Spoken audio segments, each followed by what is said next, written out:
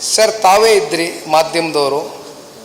ಕಳೆದ ಒಂದು ವಾರದ ಹಿಂದೆ ಕೋಲಾರ ಜಿಲ್ಲೆ ಮತ್ತು ಮಂಡ್ಯ ಜಿಲ್ಲೆ ಎರಡೂ ಲೋಕಸಭಾ ಕ್ಷೇತ್ರದ 8 ವಿಧಾನಸಭಾ ಕ್ಷೇತ್ರದ ವ್ಯಾಪ್ತಿಯ ಎಲ್ಲ ನಮ್ಮ ಕ್ಯಾಂಡಿಡೇಟ್ಸ್ XMLAs ಇರ್ಬೋದು, ಒಂದು MLA ಇವತ್ತು KR ಪೇಟೆಯಿಂದ ಮಂಜು ಅವರು, ನಾವೆಲ್ಲರೂ ಕೂತು ಅನೇಕ ವಿಚಾರಗಳ ಬಗ್ಗೆ ಚರ್ಚೆ ಮಾಡಿದ್ವು.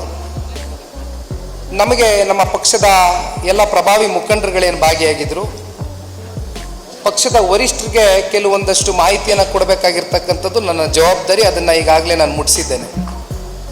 ಆದರೆ ಇವತ್ತು ಯಾರು ಅಭ್ಯರ್ಥಿ ಆಗಬೇಕು ಮಂಡ್ಯ ಲೋಕಸಭಾ ಕ್ಷೇತ್ರಕ್ಕೆ ಅಂತಕ್ಕಂಥ ಪ್ರಶ್ನೆ ಬಂದಾಗ ಮುಂದಿನ ದಿನಗಳಲ್ಲಿ ಇವಾಗ ನಮಗೆ ಇರ್ತಕ್ಕಂಥ ಒಂದು ಮಾಹಿತಿಯನ್ನು ಕಲೆ ಹಾಕಿದ್ದೇವೆ.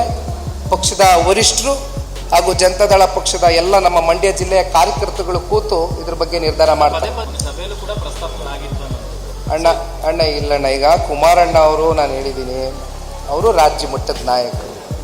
ಈಗ ಅನೇಕ ಜಿಲ್ಲೆಗಳಲ್ಲಿ ಅನೇಕ ಲೋಕಸಭಾ ಕ್ಷೇತ್ರದಲ್ಲಿ ಕುಮಾರಣ್ಣ ಅವರು ಬರಬೇಕು ಅಂತಕ್ಕಂಥದ್ದು JDS ಪಕ್ಷದ ಕಾರ್ಯಕರ್ತರು ಇರ್ಬೋದು, BJP ಪಕ್ಷದಿಂದನೂ ಕೂಡ ಇವತ್ತು ಕುಮಾರಣ್ಣ ಬಂದು ನಿಂತ್ಕೊಳ್ಳಿ ಅಂತಕ್ಕಂಥದ್ದು ಭಾವನೆ ಇದೆ.